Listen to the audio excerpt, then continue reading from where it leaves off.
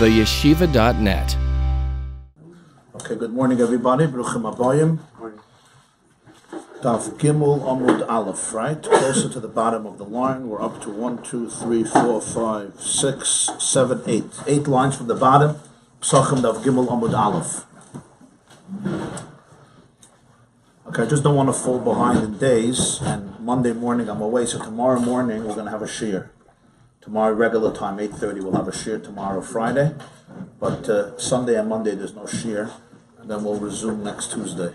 And whoever can't come tomorrow, it's also going to be live online, or you can watch the replay on the yeshiva.net with the source sheets. Okay, the Gemarah concluded in the Gimel Amud Aleph the reason our Tana uses the word oir and not the word leilar ba'asar, because lishna ma'al yud, the nakat he wanted to use a more refined, a more luminescent, a more optimistic, a more promising word, and therefore instead of using the word night, he uses the word light. It also rhymes. Instead of night, light, and it means night, or means night, erlar ba'asar. That was the conclusion of the Gemarah, and as the Rishonim explained, especially that since it's the opening of a Masechta, the first word of the Masechta, he didn't want it should be the word night, the night, leil, but it should be the word Or, which is light. Pesach Dvarecha Yair, the opening of your words should be bright, as David HaMelech says in Tehillim Kapitel Kuf Lametes. As a support to this premise, the Gemara brings the statement of Rabbi Yeshua ben Levi, who said that a person should never utter coarse language. La'olam al yotzi adam davar meguna mipiv. A person should not use brute, coarse, unrefined language. And the proof was from Parshas Noach that the Torah deviated with 8 letters, and instead of saying min habehema hatmeya, it says min habehema asher einena umin habehema asher einena tahira, which is an extra 8 letters, as we explained. 8 letters. Agav, we mentioned the question of the Chizkuni that tahira is without a vav, and here the Gemara quotes it with a vav. So the Chizkuni says it could be that there's taka difference. In other words, Vayeitzei it's without a vav, but in their Sifrei Torah was with a vav. Rabbi Krieger mentioned an answer, and I saw the Parshas says this, that it could have said min habehema tmeya. I thought I said min habehema hatmeya, but the Parshas taka says it could have said min habehema tmeya. So it's only 4 letters instead of hatmeya, so it would still be 13 even if you take out the vav of tahira, which you take in our Sifrei Torah. Tahira is without a vav. That was Rabbi Yeshua ben Levi. Came Rav Papa and said it's even more than this. The Torah deviates by 9 letters. Because in Parshas Kislev it says, Ki yiyeh v'cha'ish asher lo yiyeh tahir mikre loyla. If you have a person who will not be tired because something that happened at night, meaning during his sleep at night, he became a balkari, he emitted seed. So in the morning when he wakes up, he can't go in to what's called Machen Alaviyah, Machen Ashchina, which later would be the Harabayas in the Beis HaMikdash, until he goes to the mikveh, and he goes to the mikveh and he waits till nightfall, what we call Hariv Shamash, and then he's good. So it says, Ki yiyeh b'cha'ish asher lo yiyeh tahir, asher lo yiyeh tahir. It could have said, Ki yiyeh b'cha'ish tamei. 3 letters. 3 letters. Instead, you're giving me 1, 2, 3, 4, 5, 6, 7, 8, 9, 11, 12, 13, 14, right? Ki yiyeh b'cha'ish asher lo yiyeh tahir. So you deviate by how many? By 9 oisius. It could have said ish tamei. Ish tamei. And if you do asher lo yiyeh tahir, so it's 1, 2, 3, 4, 5, 6, 7, 8, 9, 10, 11, 12, 9 extra oisius. Comes Rabbi and said it says tahir with a vav. It's actually you're deviating 10 and not only 9. It could have said ki yiyeh v'cha'ish tamei, and everything would have been very clear. So Rav Papa and Ravina are adding to Rabbi Yeshua ben Levi not only 8 letters, but also 9 letters and 10 letters. What would be the machloikas between Rav Papa and Ravina? This is something we asked. Like, why would they argue? So it could be the Ben Yehoyada says, the Ben Ishchai in his commentary, Ben Yehoyada says, it could be that Takir Rav Papa and Ravina had this argument about the Sefer Torah. As we said, that Sefer Torah sometimes have these discrepancies Not major discrepancies, but sometimes you have that. An extra letter or missing a letter, especially with male and chaser when it doesn't affect the letter. Tahar with a vav, without a vav, the pronunciation is the same. It's just how it's written. And in those days where everything was written copy from a copy from a copy, these things can happen. And therefore, it could be Rav Papa had Tahar without a vav, and Rav Hina had with a vav. That would be very balabatish. So Rav Papa said it's a deviation of 9, and Rav Hina said it's a deviation of 10, because it says Tahar with a vav. Or it could be, the Ben Yoyada suggests something else, that Rav Papa is not goyres the vav, even though it says a vav. Why? Because in dibur it doesn't make a difference. In other words, if I say tameh, or I say asher lo yeh tahar with a vav, without a vav, you don't hear the difference. Tahar with a vav and tahar without a vav is only a difference in writing, not in speaking. Here we're talking about la'olam al yoytzi adam davar megunim mipiv. The only person for whom it would make a difference is the sofer. The sofer has to write an extra letter, a vav, in order not to say a lashon maguna. But in terms, that's only one person writing the Sefer Torah. In terms of everybody else, listening or reading or learning is al bezach. So Rav Papa is not goyres, that extra letter. It's not called an ikum because l'mayin of gemina. It's not a deviation. No one hears the vav. Tahar. What's the difference? Where Ravina says, but l'poyel, you're writing. In the writing, that itself is the lesson. When you're reading us, when you look at a Sefer Torah, you see that the Torah was ma'akev, even though b'dibur, the taka doesn't come out by Kriyas HaTorah. And as we remember, most people didn't use Chumashim, they heard it, so that's why there was no difference. But Ravina says, the Ksav is negeh. That can also be one of the Svaras HaMachlekes. You have to gufa understand why he holds this, But I'll call upon him to explain somewhat the difference of Rav Papa and Ravina. Came Reb Acha by Yaakov. It's clear, yeah? If you don't understand, you can ask. Rabbi by Yaakov, and says it's not 8, it's not 9, it's not 10, it's 16. Which, of course, the more it is, the more dramatic the lesson. The more you see that the Torah is going out of its way and ready to be mayrich, just not to say Adav Maguna, the more it brings out the severity, the vitality, the critical lesson of speaking in a refined way and not in a disgraceful or coarse way. What's his 16 letters? This is from Nevi'im, not from Chumash anymore. He goes to Shmuel, where there's the story of Shaul and David, right? Where David didn't show up at the meal. And Shaul, the first day, didn't say anything. Why? Because he said, Ki Amar Mikrahu, it's a coincidence. Coincidence doesn't mean, it's a coincidence meaning Sigashat that happens. Bilti Tahirhu, Ki loy tahar. He's not tahar. David has a tumah. He's not tahar. He wasn't cleansed, and therefore he couldn't come. He didn't come to the meal. He didn't come to the meal because he doesn't want to be metam of the food. Right? He doesn't want to touch the food or eat it, whether it was kachim or whether it was not kachim. It was achilus chulin betara. He didn't want to be metam of the food. That's bepashtus, or for whatever reason. But David didn't show up. So what's the 16 letters? It says, it could have said, Mikrahu Tameh. Huh? Well, I think you could leave one who, right? One who you could leave, yeah.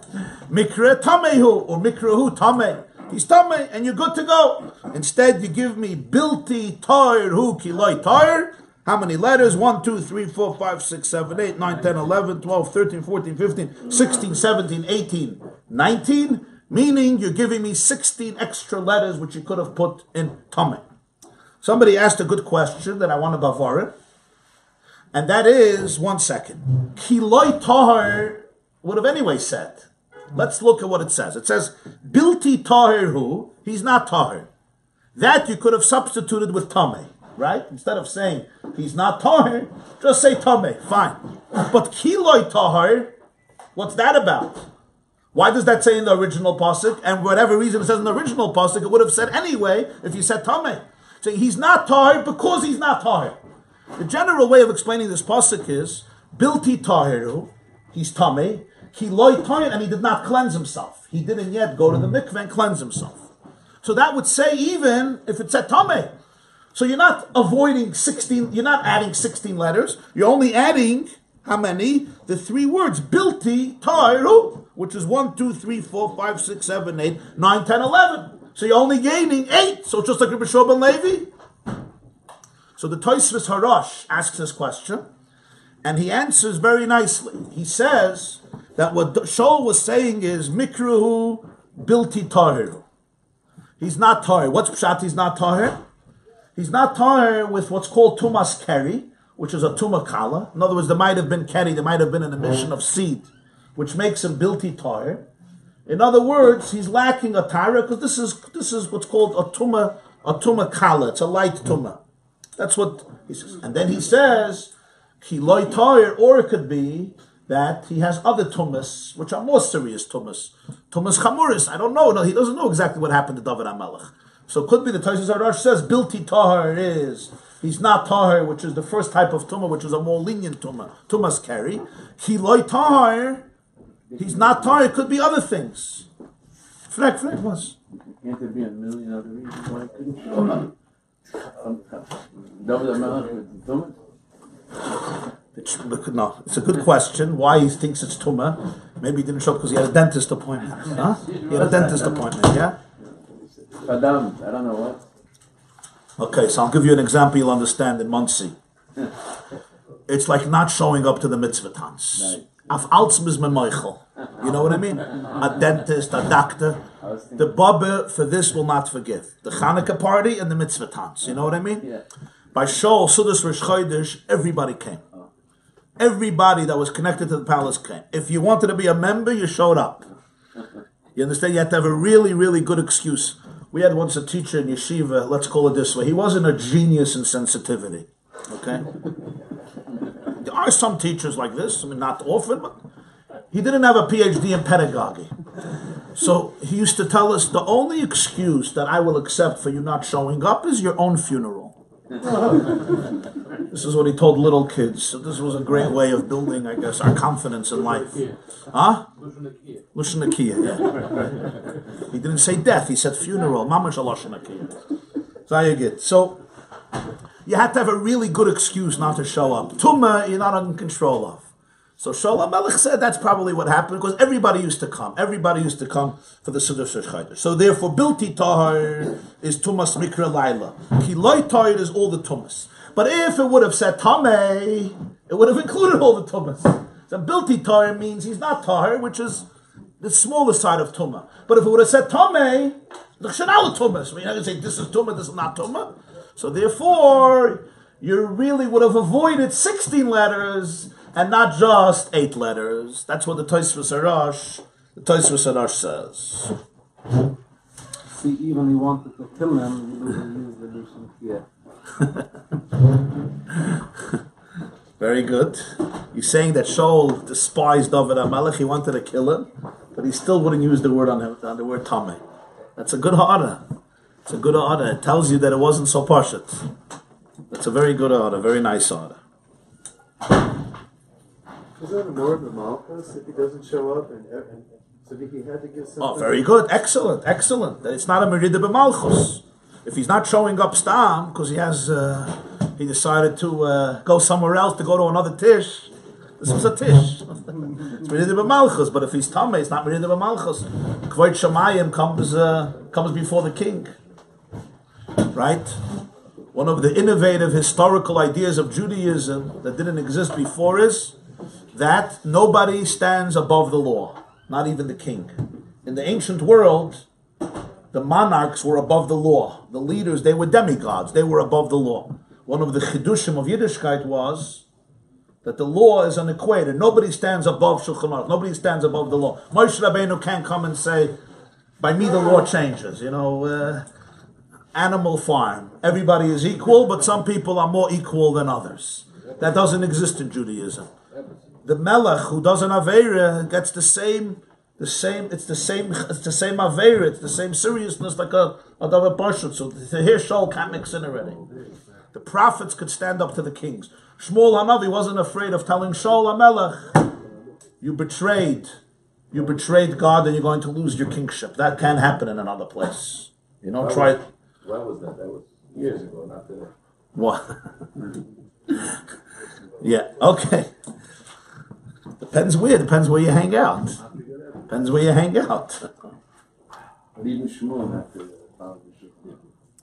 Shmuel Avada, Shmuel was a Navi. Shmuel is not a Chiddush. Shmuel didn't have power. Prophets, when you don't have no power and you follow Shulchan Aruch, is nicht kein Chiddush. Yeah? Kotzker Rebbe said, the Gemarah says, it's Hashem Elokecha Tira, l'Rabbis Talmidei Chachamim.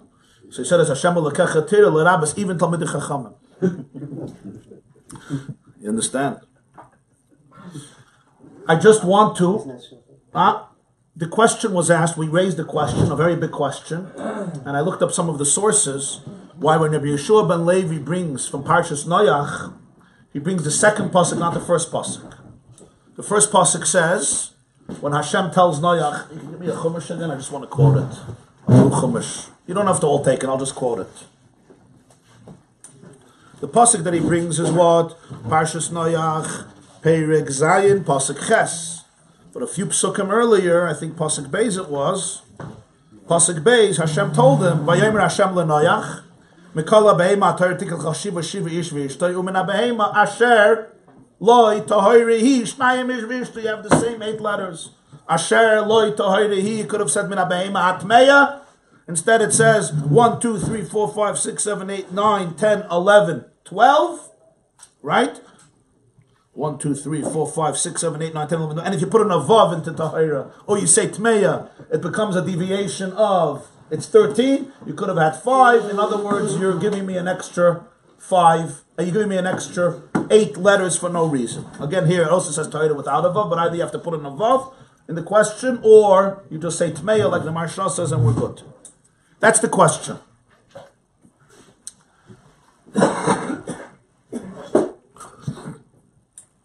So I'm going to give you 3 answers.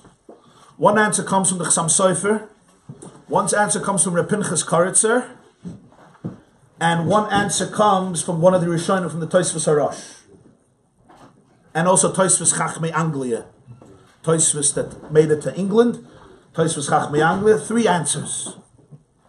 Let's start with the answer of the Tosfos Harash and Tosfos Chachmei Anglia. He says a very interesting answer. The first pasuk is not such a strong raya, because the first time who's speaking? The Rebbeinu Shalom. Vayomer Hashem leNoach. When Hashem speaks, there's an expression in Gemarah, Ein davar tama yered min hashamayim. When Hashem speaks, it's heaven speaking. He uses the words Ashaloi Tahir. The second pasuk, it's Moshe Rabbeinu, so to speak, telling the story.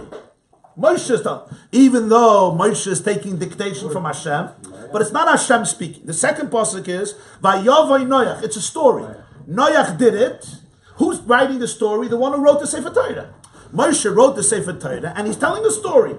He's not quoting Hashem in the story. He's telling what happened. Noach came in, and who came in with him? Behema Tahira, Mana Behema Sheina Tahira. In the first pasuk, he's quoting Hashem. So you would think over there you need a Lashon Nakiya, because that's how Hashem speaks. But here you're just telling the story that happened. Why can you say Atmeya? Even though we know that Moshe is taking dictation from Hashem, but you still can't compare the quotes from Hashem, right? And what it says here. So b'meila, this is what the Tosfos Harash says. L'mashal, you'll have in Chumash, she'll say, Potiphar's wife tells Yosef, Shichva imi, lay with me. Yeah.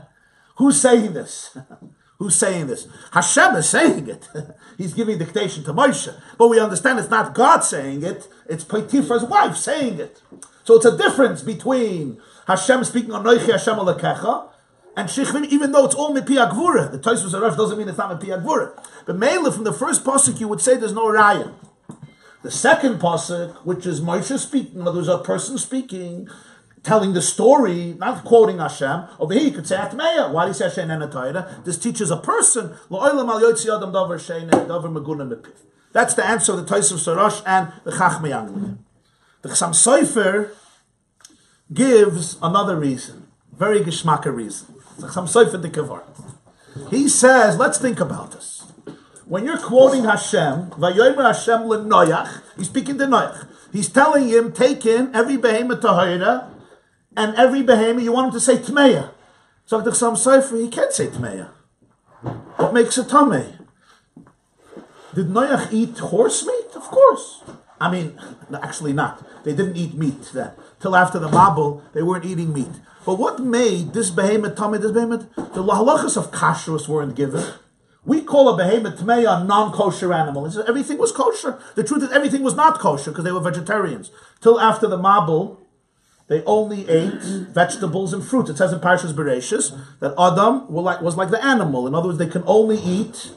They were vegans. Everybody, as I stated clear. After the Mabul, he allowed them to eat meat. But the point is, there was no distinction between a kosher animal and a not kosher animal. What made it not kosher? There was no hilchos of kashrus. But Mela, why are you calling it atmeya? What makes it tameh? There's only one difference. The difference is, could you bring a carbon to Hashem? From certain behemoths, he brought karbonas. From certain behemoths, he didn't bring karbonas. That's why some behemoths came in 7-7, and some behemoths only came in 2. Right? The behemoths tahiris came in 7-7 because he brought a carbon from them. The behemoths she'ein and tahiris, I wanted to say tmeyas. The behemoths she'ein and tahiris was only 2. But you can't call it tameh because what makes it tameh? It's fully kosher. It's just a nena tahira, light tahira, meaning it's not pure enough to bring on the mizbeach. So there's no raya that he didn't say atmeya because of lashon nakiya. You couldn't say atmeya. It wasn't what makes it tameh. It's a regular kosher animal. The only thing is it's not pure enough to bring on the mizbeach. Fine, doesn't mean it's tameh. If you have a sheep, yeah, and the sheep has a little mum in it, and maybe possible for the mizbeach, it's not tameh. You're allowed to eat it. If it's not a treifa, you're allowed to eat it. It's not tameh. It's not going to make you tameh. It's just not worthy enough to be on the mizbeach. There's special dinim to be on the mizbeach. You have to be a mufcher, and a tamim, and a shalem, etc. Masha'enk in the second pasuk, this is not written before. The first pasuk is a quote from before Matan Torah. The second pasuk is Moshe Rabbeinu telling the story. At this point, is it a tmeya? Of course it's a tmeya. Because it's not kosher anymore. So why does he write Hasheinen Tahira? So from here is a raya if he doesn't want to use the word atmeya. In the first case, it's not a raya. You can't use the word atmeya because it's not tameh yet. It's not a raya lashon nakiya. The word is not applicable.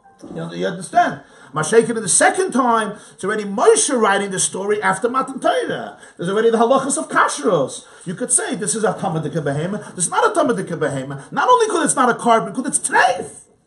It's treif. An elephant is treif. A monkey is treif. A horse is treif. A lioness is treif. A tiger is treif. I mean, good luck eating it, but it's treif. It's tameh. Why does he say Sheinana Tahira? This is Lashon Nakiya. A third answer, I saw the Sefer Imre Pinchas from the Pinchas Karitzer. The Pinchas Karitzer was one of the students of the Baal Shem Tov, one of the great students of the Baal Shem Tov, and he says the following answer.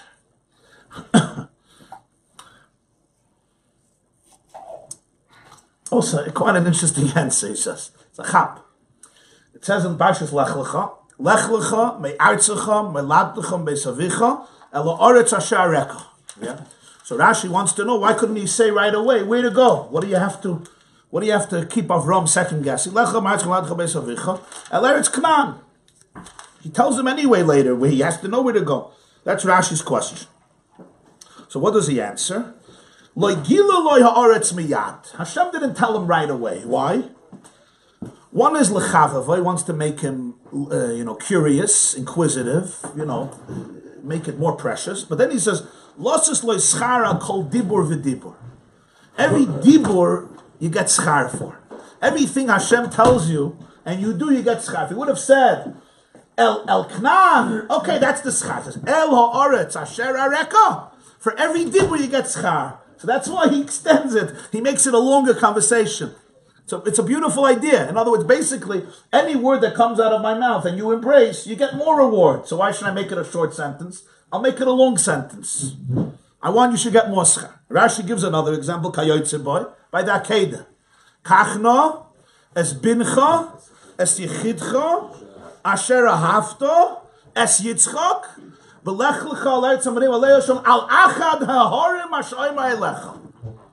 say, take Yitzchak, go to this mountain. So that's why I'm going to dafka. If I could say it long, I'm not going to say it short. So he says, the first pasuk, Hashem is telling Noach what to do. So he wants to give him schar al kol dibur v'dibur. So therefore he says, Mikol ha-behema tahira, or min ha-behema asher loy tahira. Why should I say tmeya? Let's make it longer, you get schar for every dibur. But in the second, so maybe it's not an ayah. He wants to give him schar for every dibur. Nothing to do with lashon nakiya. But in the second case, he's not telling him a commandment, he's telling him a story. What happened? You could have said tmeya, that's an ayah lashon nakiya. Azay zog the hilik in Pinchas Karetz. Santa Vart, huh? Is every animal that's not tahar, tamei? Maybe something like par? Like what? I don't know. Feisnish. Could be, I don't know. Okay, weiter. So that answers why Rabbi Shua ben Levi didn't bring the second pasuk. But from here we learn something. When the Gemarah brings a pasuk, you shouldn't just take it for granted. Why he doesn't bring the first pasuk and he brings the second pasuk? It's not stam, he brings a second pasuk, why not? There's always a diuk, why the second pasuk, not the first pasuk. You see this mahalach, that mahalach, but it's precise, it's meticulous. There's no hefkedus. Sag the Gemarah weiter. Tanya de Beira Bishmal. 1, 2, 3, 4, 5, 6, 7, 8. 8 lines from the bottom of Gimel and Alf. Tanya de Beira Bishmal. There's a brisa that was taught in the yeshiva of the Beis Medrash of Rabbi Shmuel. The first statement was taught, as we said, by Rabbi Yeshua ben Levi. This now goes back to Rabbi Shmuel. Rabbi Yeshua ben Levi, I told you, was from the first generation of Amirayim. Rabbi Shmuel was close to the end, not the end, but close to the end of the period of the Tanoim. Probably the 5th generation. Or the 4th generation, he was a friend of Rabbi Akiva, a chav of Rabbi Akiva, a colleague of Rabbi Akiva. So in the yeshiva Rabbi Shmuel, they had this brayso. A person should always speak, should always tell stories, should always relate things with refined language. Naki means clean, edel, refined, batamt. It should be nice, it should be geschmack, it should be with purity, metatahara, naki. What's the proof? Sharei bezav kore merkav. Ubi-isha kore moshev. Very interesting proof. There's a concept in Parshas, we have a Parshas Mitzayra called Tumas Ziva. What is Tumas Ziva? You have a male Zav, it's called a Zav, and a female Zav is called a Zava, with a Hey at the end representing the feminine lashon, feminine language. What is the difference? What is Ziva? Ziva is a man has an emission from his bris. It's not like a Balkari, which is a regular emission of sperm, of the seed of life. It's similar to that, but it's not regular. It's a type of illness that's called ziva. It's an emission from the same place, and it's similar, but it's a different type of liquid, which is not common today. What is by a female ziva? She emits blood, but it's not part of the regular monthly cycle. Again, it's an irregular emission, and therefore it's a different status in halacha called tumas ziva. One of the qualities of a zav and a zava is that they're impure, they're tameh. Until they go through the process of cleansing, they have to count 7 clean days. Today, because it's hard for us to distinguish between dam nida and dam ziva by a female, so therefore we treat the blood, we don't know if it's nida or ziva, so we usually give it the stringencies of ziva, which is why the woman counts 7 clean days, because by nida you don't have to count 7 clean days. By nida the halacha is that after 7 days from the beginning of the cycle, as long as she's not bleeding anymore, you could just go to the mikveh. You don't have to count 7 days without blood. But by ziva, you do have to. Both the zav, the male, and the zav. One of the halachas connected to zav is known as tumas merkov or tumas moshev, meaning whatever the zav rides on, merkov means equipment of riding, say a saddle on a horse that you ride on, or whatever the zav or zava sit on or lean on, that has a tumah. And it's not just a tumah, like a regular tumah touches something, it becomes tameh. It's a very stringent tumah because it could be metameh, somebody else who touches it, which is very, very rare. In other words, it's not a rishon l'tumah, it's what's called an avat tumah. We'll learn about that later at the end of the first perek, but it's a uniquely stringent tumah only by a zav and a zava. So we see an example that by ish, kare merkav. When he wants to give an example of the ish, he uses the word merkav. He speaks about the riding equipment. When he speaks about the zava, he uses only sitting equipment if she sits. What's the difference? So from here you learn la'olam yisaper adam b'lashon nekiyah. So by the ish it says a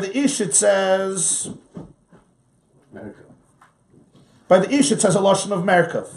By the Isha it says, Hakeli, they bring Hakeli. Let's see Rashi. Hakeli Ashehi Yoshevasallah. So Rashi.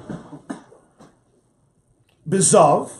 Bezav Ksiv. By a Zav it says in Mitzayra, V'chol HaMerkav Asher Yirkav. Any equipment that he rides on becomes Tameh. Ubi Isha Ksiv. Oyal Akli Ashehi Yosheves. Now the halacha is by both the same. Whether she sits or she rides, whether she leans or he leans, whether he sits or rides, there's no difference. if he's sitting or she's sitting, or he's riding or she's riding. The halacha by both is the same as the Torah makes clear and Chazal make clear. But when the Torah wants to give an example, by the man it chooses the example of riding, and by the woman it chooses the example of sitting. So for example, let's say a Zav and a Zava sit down on a mattress. Now mattresses are often double mattresses, right? The halacha is all the mattresses become tamei, even though they're not touching it. That's the uniqueness. That's the uniqueness of Tumas Merkav Moshe. But by here, it's the example of sitting, and by him, it's the example of riding. So you could say, what's the difference? So Rashi, there's a big difference here. From here, you learn that you have to use refined language, even though. Why is this more refined than the other? So he says, because rechiva, when you're riding a horse or an animal, there's pisuk raglayim, spread out the feet. So therefore, it's not a lashon naki, it's not refined to say it about a woman. Even though it can happen. And even though the halachas, it's not like the halachas are different. You'll say by a woman, if she rides, it's the same halacha. But why does the Torah use this example here, Because mitzad refined language, it doesn't want to say the woman riding, sitting, the feet are together. But riding, by definition, one foot is on one side, stretched out on one side of the animal and the other side. So male, it's not that refined. So therefore, the Torah doesn't use that metaphor when it could use another illustration. You say both. You say both. We learn both. That's what he says. Shavim b'shneim. We learn both. Yeah, but the illustration here is Moshe, and it's not negei halach. Halach is the same. Why can't we say Moshe, but it is also? No, because you want to learn Merkav. Same halacha.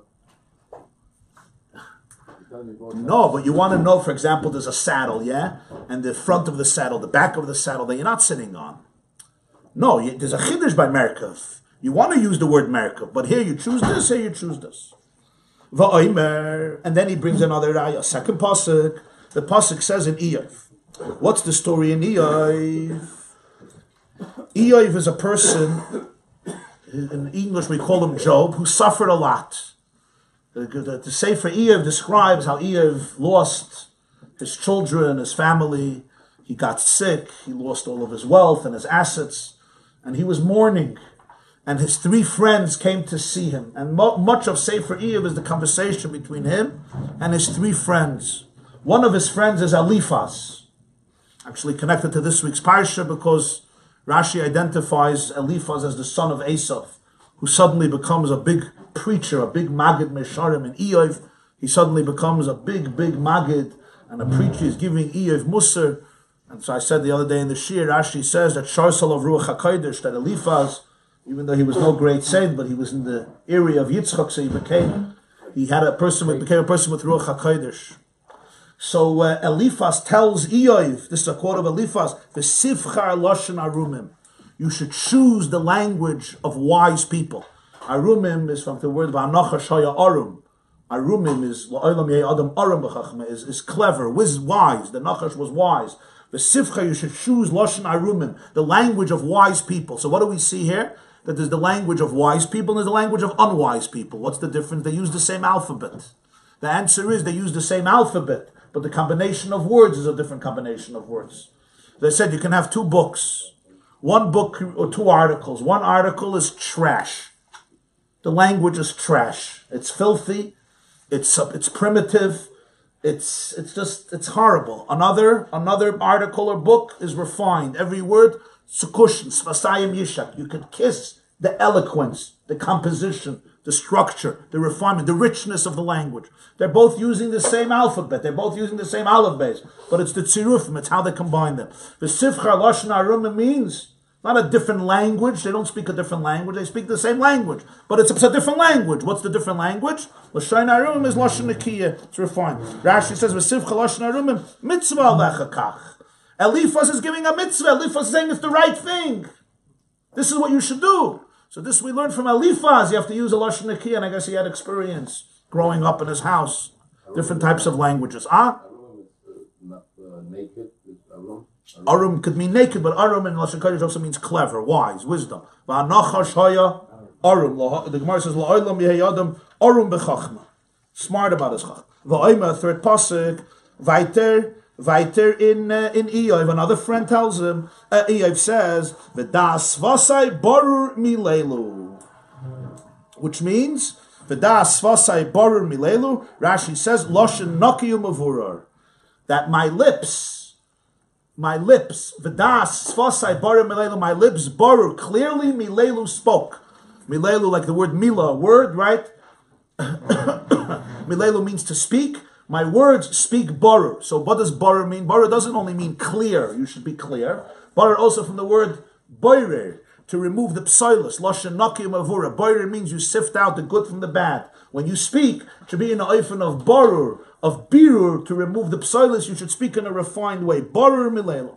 Frag the Gemarah maiva oimer. Why does the Bryce have to bring 3 proofs for Loshen Nakiya? You already had a good proof from Zav, Merkav, and Moshe. And for the Gemarah, you could say, the first proof is only from the Psukim and Torah. So you could say, the Torah speaks B'Lashon Nakiya. Why? Because Rashi says, beautifully, Torah hikbida b'lashoina sheyotze samipi akvura aval chacham b'mishnah b'raisa ein la'akbid al lashoina. The Torah is makbid, is meticulous on how it speaks. Sheyotze samipi akvura. Because Torah came out from the mouth of Hashem. So when Hashem wants to say Tuma Ziva, he'll use by a person, by a man Merkav, and by a woman Moshe. But Chachamim are speaking. They're not responsible. That's why Avo b'derabanan loy Tashma v'oimer v'sif kalosh narumim. Even the Arumim, the Chachamim have a losh. The Chitem, you could say Hanim mili b'derabanan. Okay. This is the rabbis, the sages, the Chachamim. Avo b'milah da'alma. When you're speaking about matters of the world, regular matters, there's no need for a Lashon Nakiya. V'oimer, that's why he brings a third pasuk, V'das svasai borur milelu. Svasai means my lips. That's which comes out from my lips. In other words, my regular, ordinary conversation should be in a pure and refined way. That is the third proof. So we have the Raisa, the Rabbanon, and Mila, the Alma. Which, by the way, from here you see the source to the answer of the Tosfos Harash, why you could distinguish in Noach between the first pasuk and the second pasuk. Just like the Gemara says, Hanamili b'daraisa, you could say in daraisa gufa. Hanamili when Hashem speaks, but not when Moshe speaks. You could see how the Gemara is distinguishing. So that's the chiddush of the second pasuk, that even when Hashem doesn't speak, since it's Yatzos Mepi Agvura, through Moshe, it has to be Lashon Nakiya. That's why he says, but here we go further. What about Chachamim? They also have to be makbid. And what about if it's not Chachamim? You're not speaking in Yonim of Torah, you're speaking Stam Mila Alma. We have the third pasuk, V'das Svasai Barur Mi Leilu, that it should still be in an oifen of bitter, it should be not dirty and filthy, but actually in a very refined way.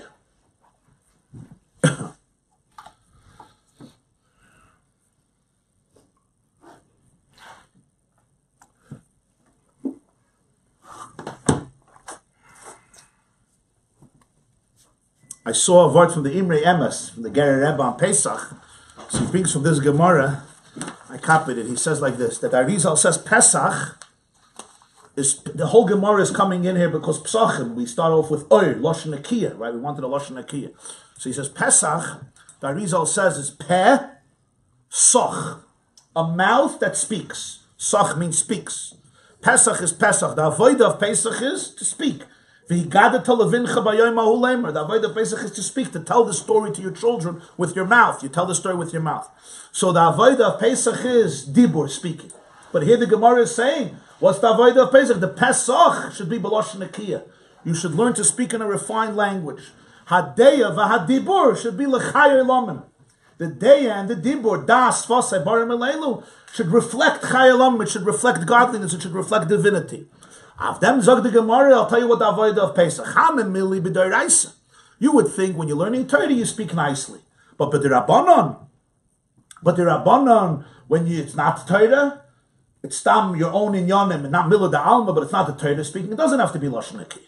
So you say even the Rabbanon. Now you would think Mila Alma, once you go into the world, you go into the physical world, here you lose the Lashon Nakiya. In Beis Medrash, in Yeshiva, in Shul, you close your eyes, you're very holy. But once you come into the world, Mila Alma, now you become a dirty, filthy person, a person fills. That's the chiddush, he says, of Pesach, that even Milad Alma, it should be Hadeya v'Hadibur, Mola ha'oretz Deya Hashem. That even Milad Alma should be with the Deya, and the Dibur should be L'chai Elamim. That's the connection to Pesach. Weiter. Zog the Gemarah, U'be'isha loy ksiv ba'merkav. You're telling me they didn't want to use the word merkav, riding equipment, by a woman because it's not pure, it's not refined. Really? V'haksiv, there's a pasuk in Parshas Chayesara. V'atokam Rivka v'nariseh v'kavna lagmala. Rivka and the young women who came with her, they were traveling from Charan, from Aram Naharayim back to Eretz Yisrael to Yitzchak, and v'atir kavna lagmala. She and the other girls were riding on camels. We know what Vatir Kavna means, that this is the same Torah, the same Chumash. So how could you say that he doesn't want to use the word Merkav by Yisha? It's not true. You have in the same Chumash, the same Torah uses the word Merkav. And for the Gemarah, you can't ask that question. Why? Because Hassam over there, Mishum Biasusa de Gmalim. Over there, it's because of the fear of camels. Zokt Rashi, Mishum Biasusa de Gmalim. Shahu Gavoya. When you're riding stam on a horse or on a donkey, it's not a problem to sit. Sometimes people, you ever see the people who know how to ride horses, they don't necessarily have to spread their feet. They could sit in one direction and not ride it. Or the same is true with a camel. It says, but a gamal is very tall. You're afraid you're not going to fall off. So you have to hold on very tight. The best way to make sure that you're firmly connected to the animal is urcha de isha, the common way of the woman lirkav, dafka, to ride. Despite the fact that she has to separate the raglayim,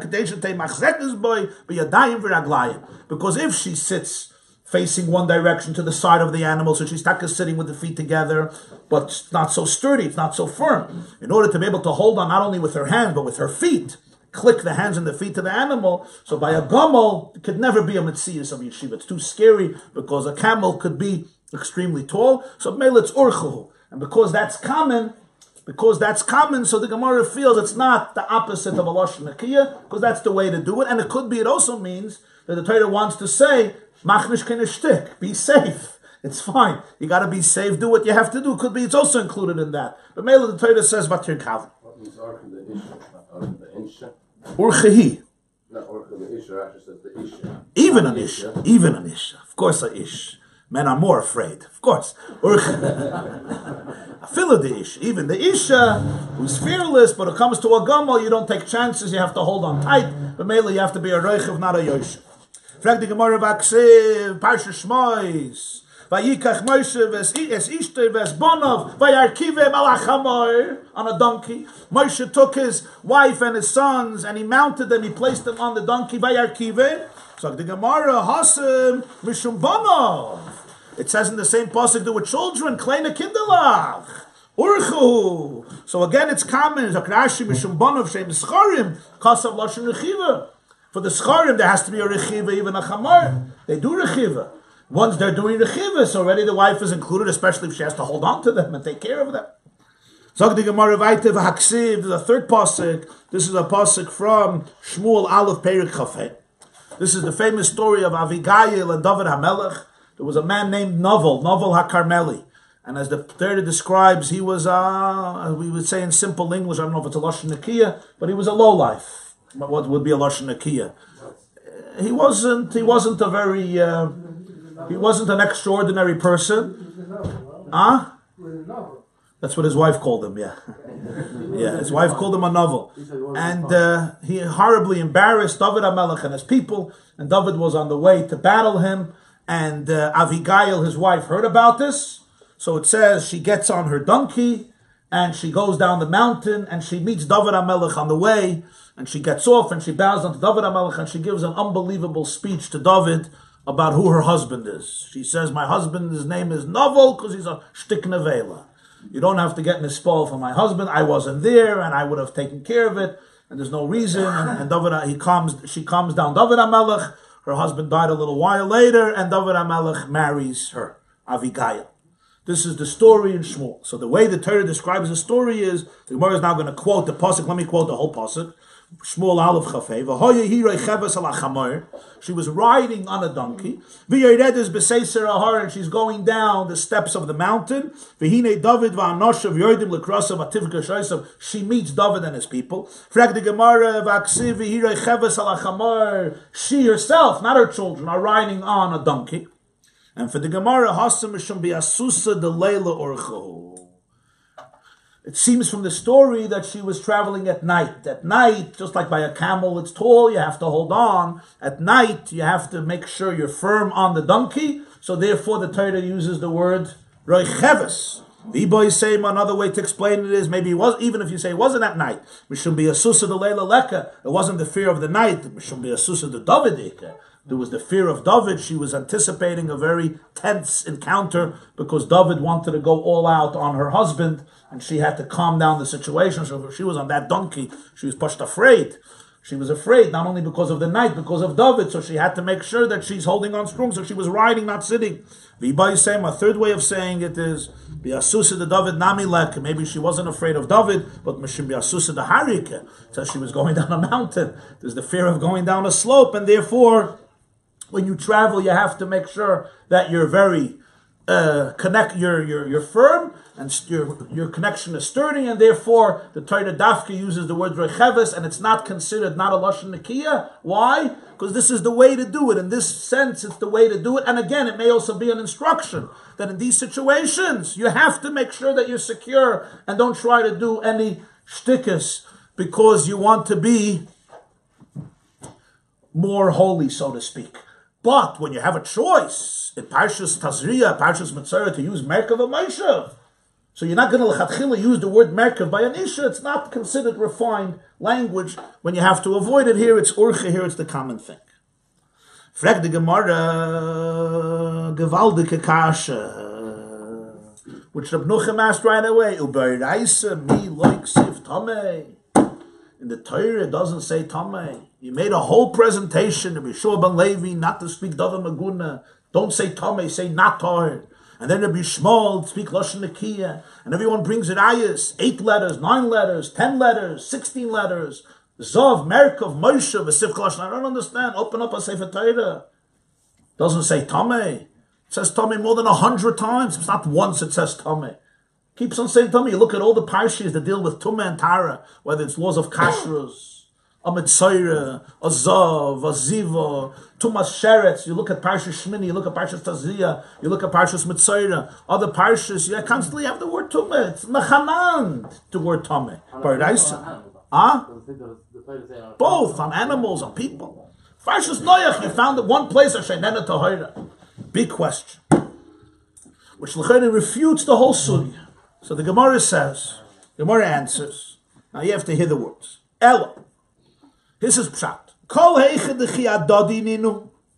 Wherever the two languages would be identical, meaning using one language or the other language would not be a difference in space, then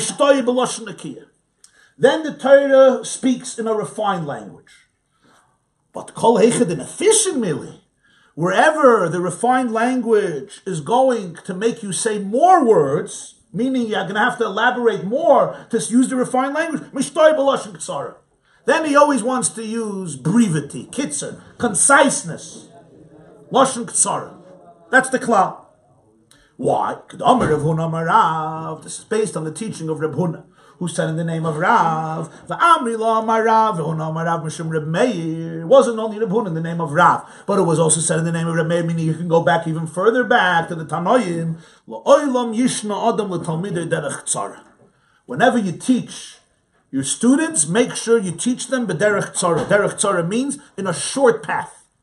Don't go out with long, winding elaborations and explanations, because then people don't retain the core idea. Derech tzara means you should always be able to be mekatzer, to say the point, crystal clear.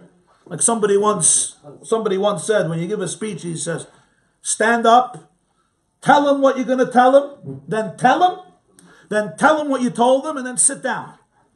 But very often you go on winding paths, go here and here and there. At the end, what did he say? It was nice, it was interesting.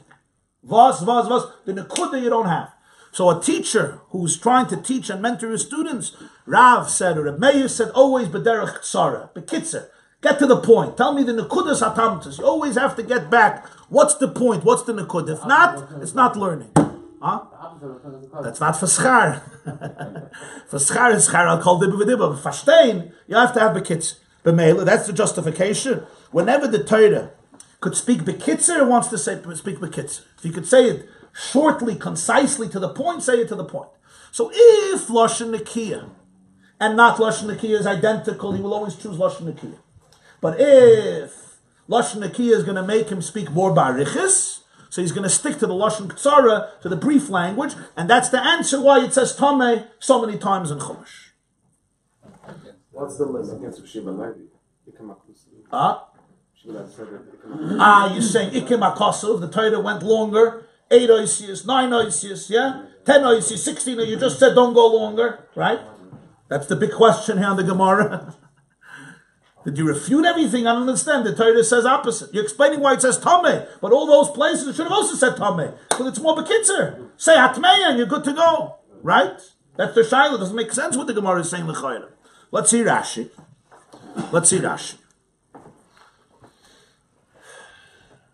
The Chiyadadi Ninu, yeah, you see Dav Gimel Amid Beis, the Chiyadadi Ninu, She'ein Oirich Beloshen Tzach Min HaMeguna, if there's no length, Beloshen Tzach Min HaMeguna, meaning, Tzach means refined. If it's not going to be longer to be refined than to be Meguna, then, Mishtoi Beloshen Kavod. He wants to speak in a respectful way. If it's not going to be longer. But wherever it's going to be longer, then he always takes the brief language, the concise language. That's why it says Tom. What about the 3 examples where the Torah does use longer language in order to speak B'lashon Kavod? So Rashi, lelamdach, it's to teach you. It's to teach you that you have to look for refined language. That if possible, you should try to choose refined language. But in other places, it says Lashon Meguna v'katzer, which is unrefined language, but brief. L'lamdach, to teach you the opposite. Why? When you learn B'lashon Ktsara, you retain it for much more time in a much deeper way than when you hear lange drushes and Torahs and you don't know b'shichbay, b'kumay, b'boyay, b'tzeisay, you don't know what hit you. When it's Ktsara, it's short, it's brief, you could retain it, you get the nekuda. Once it's long and winding and complex and nuanced and goes in different directions, the person doesn't have it. The Torah wants to teach you both lessons. How does the Torah teach you the first lesson? If the Torah would always use Lashon Ktsara, you would never even learn that there's an inyan of Lashon Nekiah. So that's why the Torah has to deviate to tell you that you should try to use Lashon Nekiah. When? If it's going to be identical, you should try to use Lashon Nekiah whenever you can. That's in order to make that point, it has to deviate and say Lashon Nekiah is important. On the other hand, it won't always do that. In other places, it's going to go B'lashon Ktsara and Lashon Meguna, not Lashon Kavod, like Tameh. Why? To teach you Lashon Ktsara. That's how Rashi understands this Gemarah. If you'll take a look at Tosfos, who clarifies this point, first Tosfos on the top. This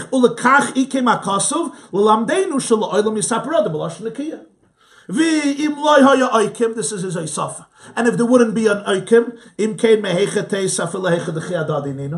then you wouldn't know that Lashon Nekiah is important, even if it's the same length. You wouldn't know that there's any value to refined language. You would think, you could always say Tameh. Even if Tameh and Tahir would be the same, it would be no difference. You wouldn't know that there's a value to it. Why? Because even if the Torah would use Lashon Nekiah in some places, but it could have used Lashon She'eina Nekiah, and they were identical, you don't know that the Torah is interested in Lashon Nekiah. For whatever reason, the Torah chose this language. Where do you find out that there's a value to Lashon Nekiah? Only one way. In one place, the Torah has to deviate and go out of its way and do something abnormal. It has to really stretch itself in order to do Lashon Nekiah. What does this teach you? The Psan Inyan and Lashon Nakiya. You understand? If the only place would have been Lashon Nakiya would have been where the two are identical, you don't know that the Torah is choosing Lashon Nakiya over Lashon Sheina Nakiya. Why did he choose this? He chose this because he could have chosen this, he could have chosen this. For whatever reason, why not? Or whatever his cheshbon is. Whatever his cheshbon is. So why did so? So how do you learn now? How do you learn now that you should try Lashon Nakiya? You would have learned it out from the Torah Stam if it would say Lashon Nakiya. If you could have said Lashon Tum in the same way, I don't see the value of it. He chose this. Why shouldn't he choose this? It's exactly the same. But when you see that he chose it, and he shouldn't have chosen it because it's much longer. It's 16 oisis longer, 8 oisis longer, 9 oisis longer, 10 oisis longer. The question is why? There's a value in Lashon Nakiya, but not everywhere because he wants to choose Derech Tzara. But if it's going to be the same, you should choose Lashon Nakiya. Adkan. That's the Parshas how we learn the Sukkos of Gemarah. Rashi tells us, what's fragst du? Yeah.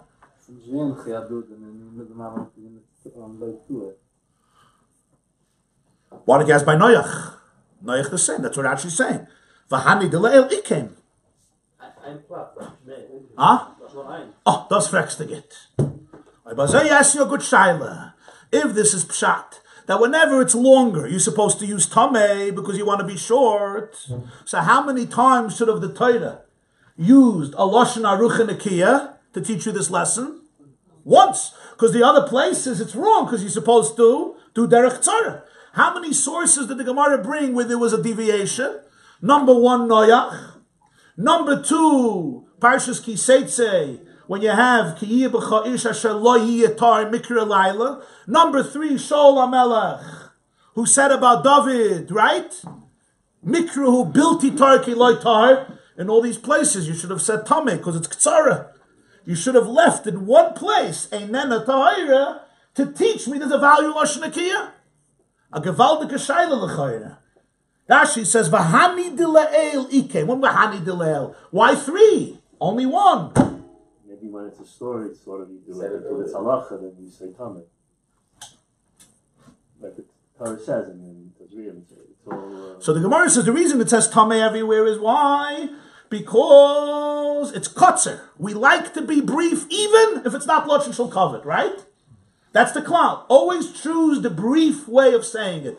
Get to the point, say it, and say it fast. As one MC said about a speaker, he doesn't need an introduction, he needs an ending.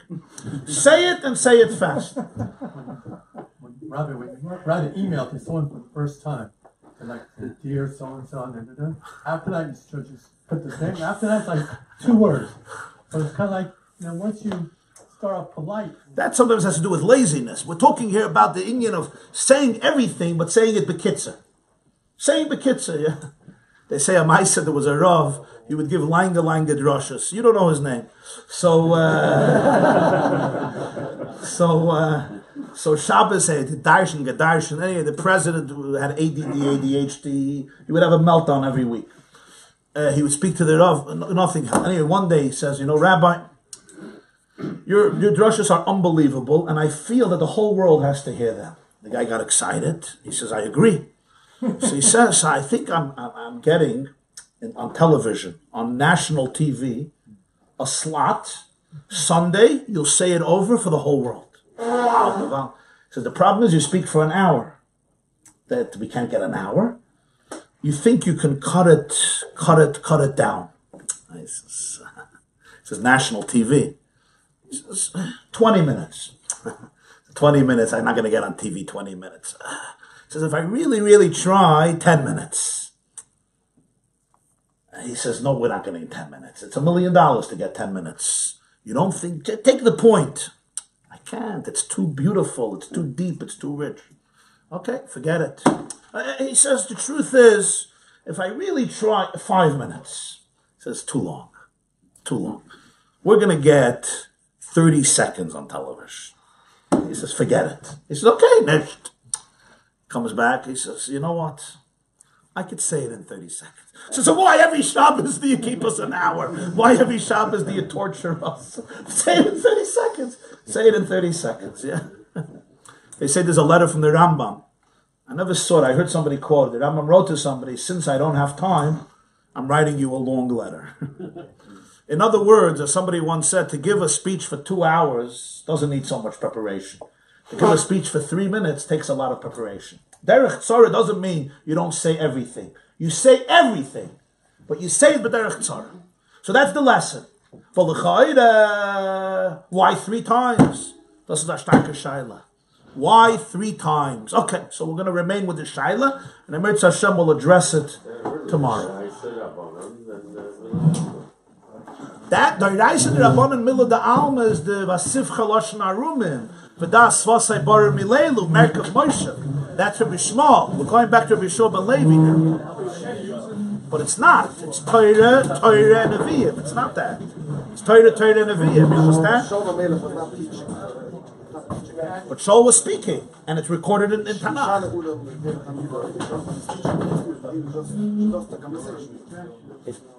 You're saying Shaul wasn't speaking to his Talmidim. Yeah, he didn't.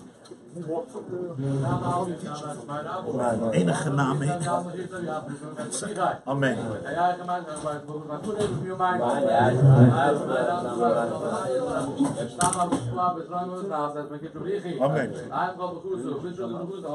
Take a second.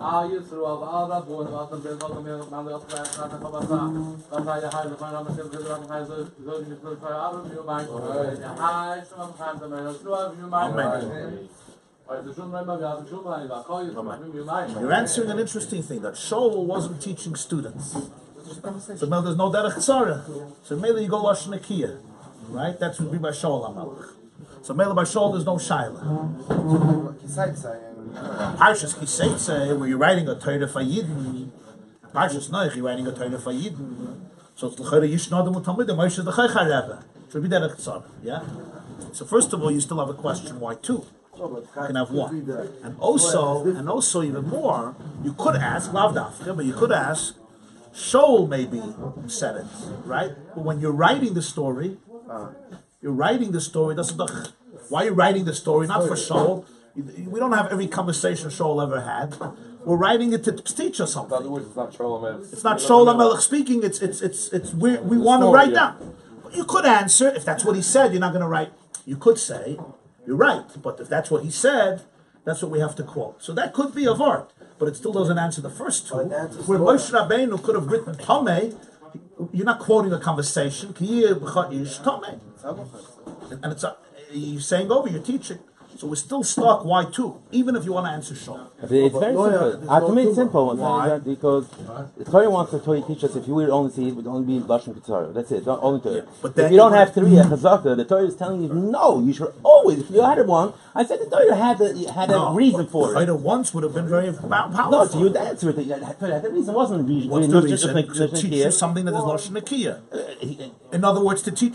Let's understand. But most time you won't have that issue. Because most time it's going to be more bekitzer. But the Torah has to go out once on a limb to teach you. No, because whatever you can, Lashon Nekiyah. But most of the time you're only going to have Lashon Nekiyah. You're right, and then you'll go Lashon Ketzara. So how do That's what I says. How do I know that the Chiyadodi, when the 2 paths are, if I could speak Lashon Nekiyah or Lashon Nekiyah, and it's not going to be longer, I should choose Lashon Nekiyah. How do you know that? For this, you need one equal. If you have it 3 as Lashon Chazaka, the Torah is telling it's a very, very important in order to remember. Even if you have the same way, you can go the same way both times. No, 3 times I'm doing it. I'm only doing it 3 times. My rabbis used to say, if you want to